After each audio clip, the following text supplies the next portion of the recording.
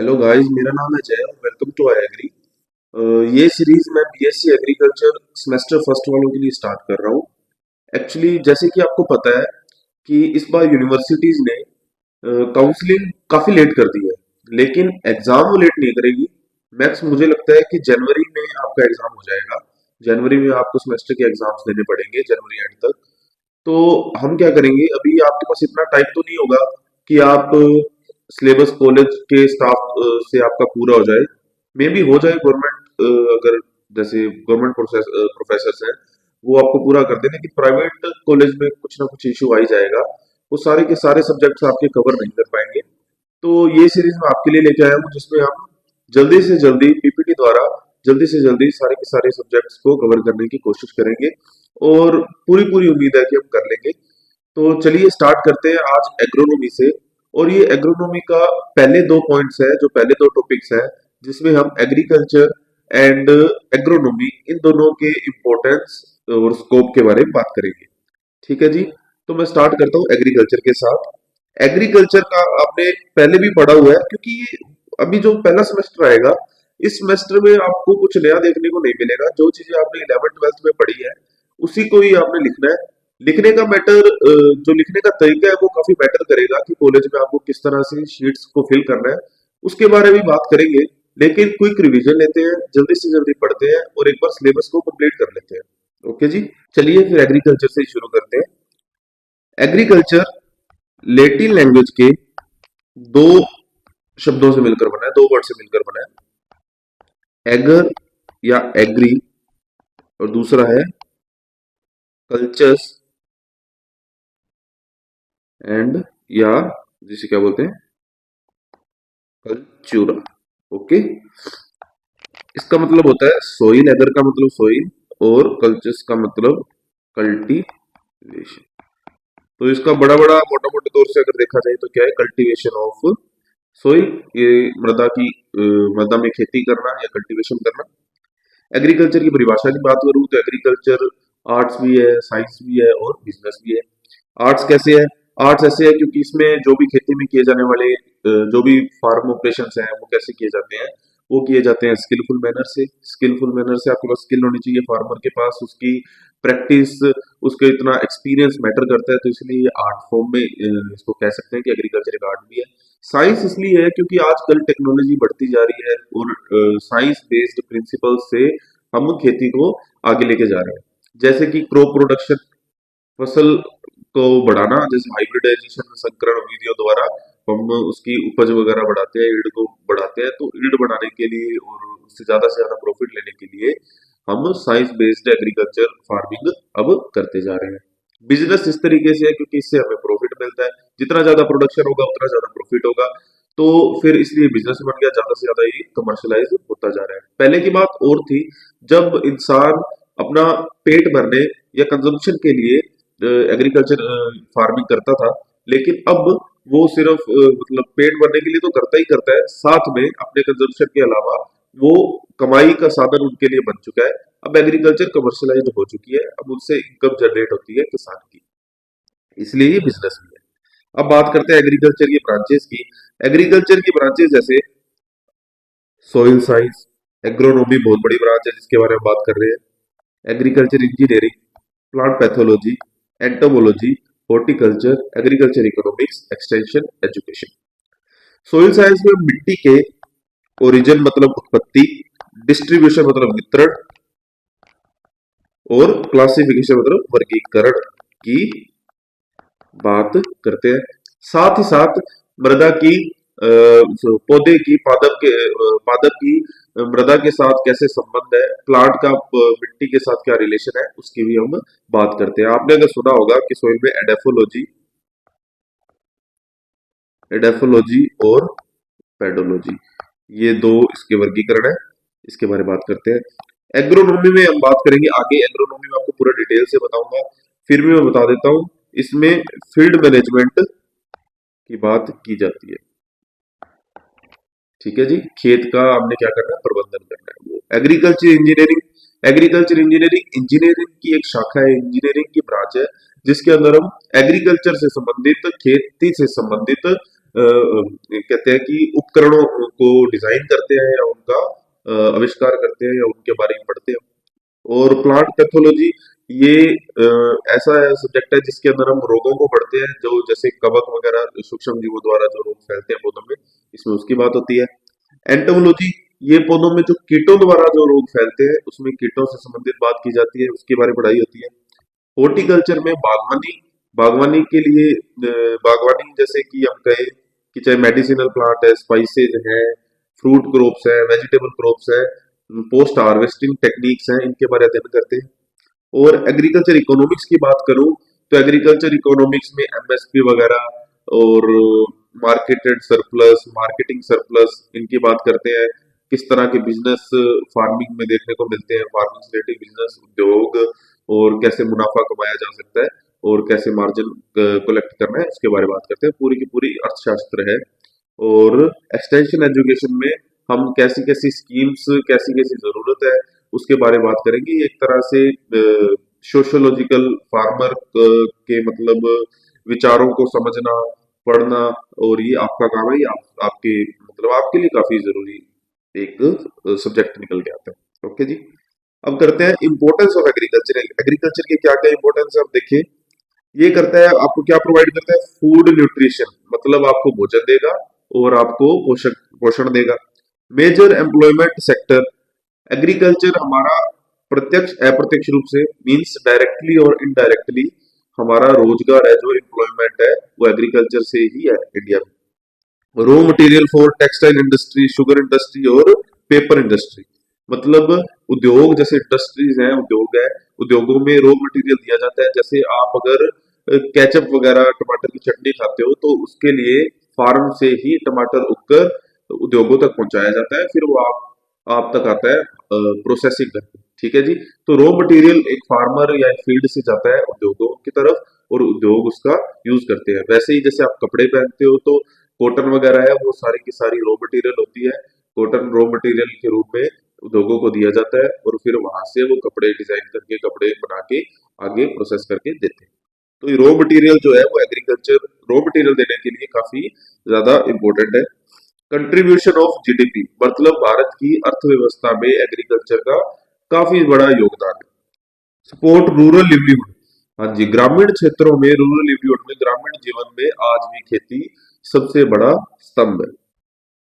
Provide export earnings, हम जैसे कि आपको पता होगा कि भारत स्पाइसेस का सबसे बड़ा कंज्यूमर, सबसे बड़ा प्रोड्यूसर और सबसे बड़ा एक्सपोर्टर है। हम क्या करते हैं, विदेश में अपना कृषि का जो मटेरियल है, प्रोडक्ट्स है, वो बेचते हैं और उनसे विदेशी मुद्रा खरीदते हैं, मतलब विदेशी मुद्रा लेते हैं, प्राप्त करते हैं। तो ये काफी ज्यादा इंपॉर्टेंट है कि हम एक्सपोर्ट भी करते हैं एग्रीकल्चर प्रोडक्ट्स को, एक्सपोर्ट में भी एग्रीकल्चर काफी महत्वपूर्ण है। अब इसकी बात करें role in Indian economy, Indian economy में क्या रोल है देखते हैं। 55 to 60% पॉपुलेशन डिपेंडेंट, मतलब भारत की आज भी ऐसे आप देख लो कि 58% पॉपुलेशन है कृषि पर डिपेंड करती है। 18% कंट्रीब्यूशन टू जीडीपी, जीडीपी में मतलब अर्थव्यवस्था में हमने बात की थी कि अर्थव्यवस्था में बड़ा एक रोल प्ले करती है, तो अर्थव्यवस्था में 18% लगभग करती है। हालांकि फ्लक्चुएट होता रहता है, थोड़ा बहुत चेंज होता रहता है, कभी 19 पे आ जाता है, कभी 18 पे आ जाता है। इस तरह से जितनी जितनी डेवलपमेंट बढ़ेगी उतना उतना डेवलपमेंट बढ़ता है, तो ये एग्रीकल्चर का जो कंट्रीब्यूशन है वो कम होता रहता है। एंश्योर्स फूड सिक्योरिटी, हाँ जी, फूड सिक्योरिटी, इतनी बड़ी पॉपुलेशन है उनके लिए खाद्य सुरक्षा जो है वो एग्रीकल्चर ही प्रोवाइड करता है।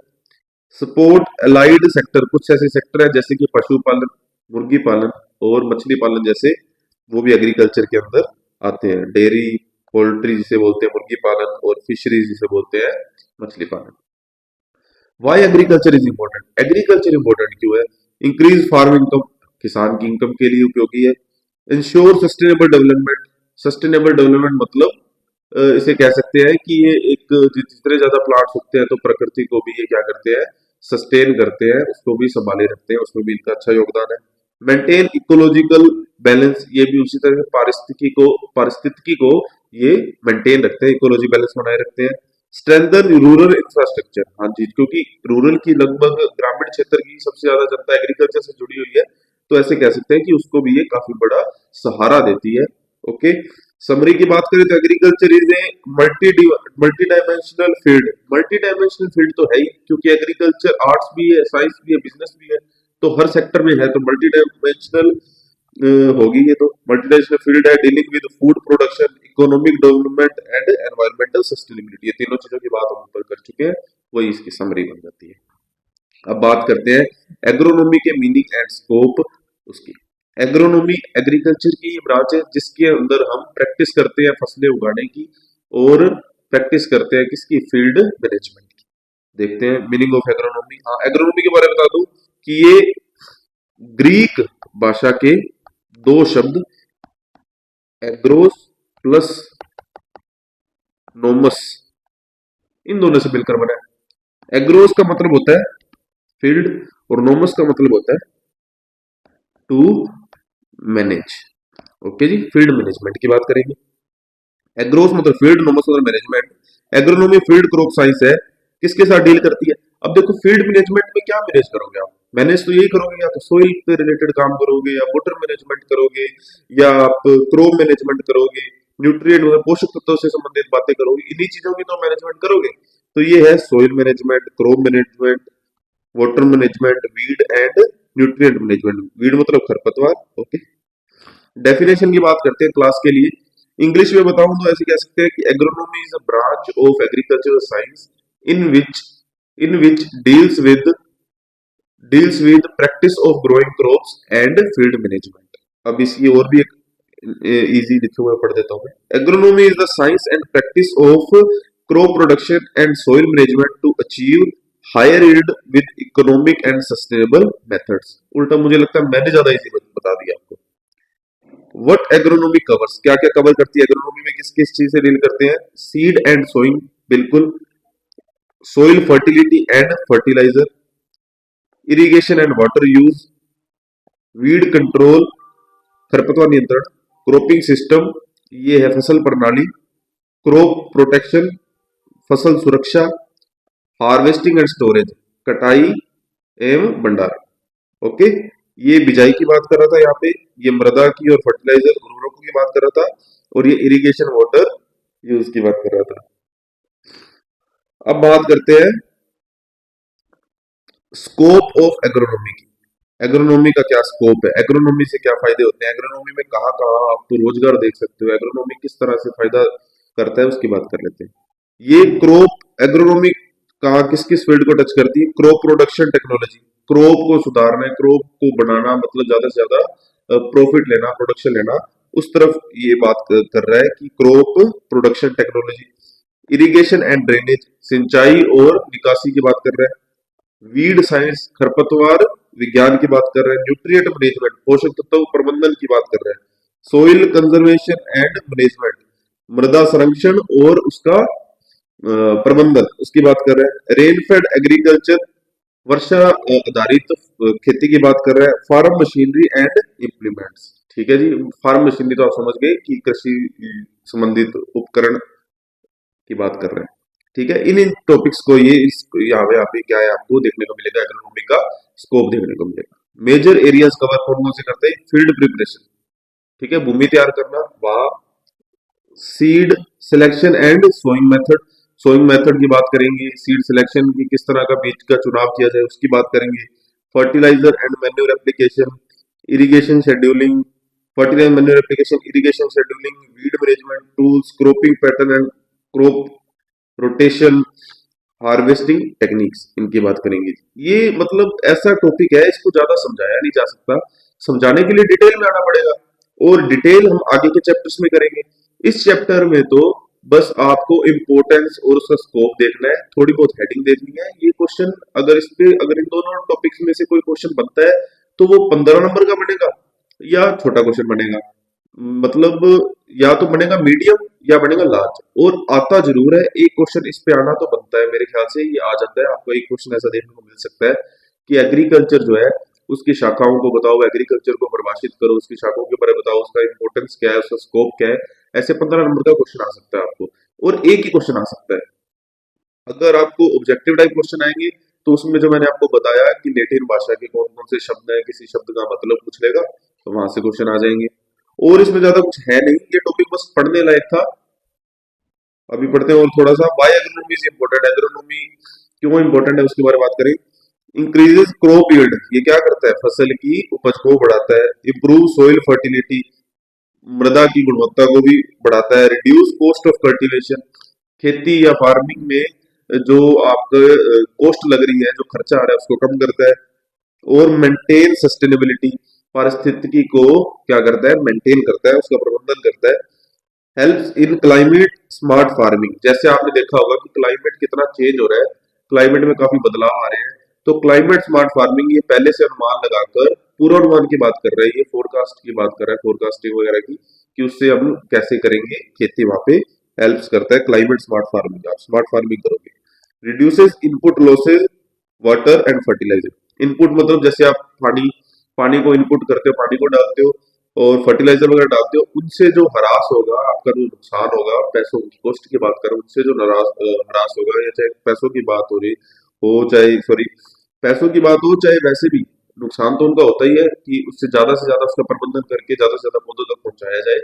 उन जगहों पे बात हो रही है, शायद ये उन जगहों पे बात हो रही है। तो हम कह सकते हैं कि वाटर एंड फर्टिलाइजर के जो नुकसान हो रहे हैं, उसको भी ये क्या करता है, नियंत्रण करता है, उसका भी प्रबंधन करता है, मैनेजमेंट करता है। Okay.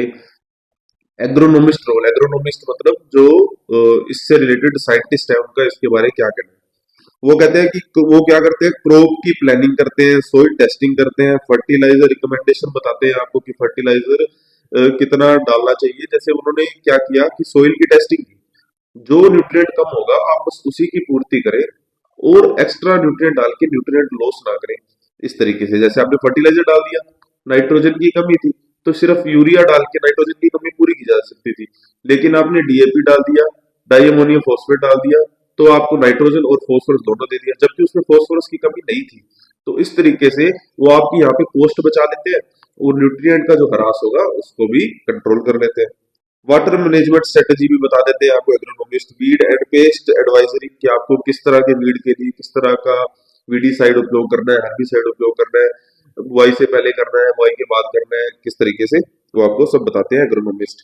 Farm budgeting and economic analysis, वो पूरा फार्म का बजट बना लेते हैं कि इतनी आपकी कॉस्ट लगेगी, इतना आपको फायदा होगा, उसका पूरा का पूरा एनालिसिस आपको देते हैं। ये कौन करता है, एग्रोनोमिस्ट करते हैं, उनका रोल है। तो मतलब आप एग्रोनोमिस्ट में भी एक स्कोप देख सकते हो। समरी की बात करें तो एग्रोनोमी जो है फाउंडेशन ऑफ एग्रीकल्चर है, बिल्कुल सही बात है, ये एग्रीकल्चर की कैसा है, फाउंडेशन है, उसकी नींव है। It integrates soil, crop, water, weed, plant, nutrient and farm management. कुल मिला के ये क्या करता है, एग्रोनॉमी फार्म की मैनेजमेंट करता है। सो आज के लिए इतना ही। अब आगे की टॉपिक करेंगे नेक्स्ट क्लास में। सो आप हमारे साथ जुड़े रहिए, चैनल को सब्सक्राइब कर लीजिए, क्योंकि हम लोग क्वालिटी में वीडियो रखते हैं। नेक्स्ट वीडियो मिलते हैं। Thanks for watching.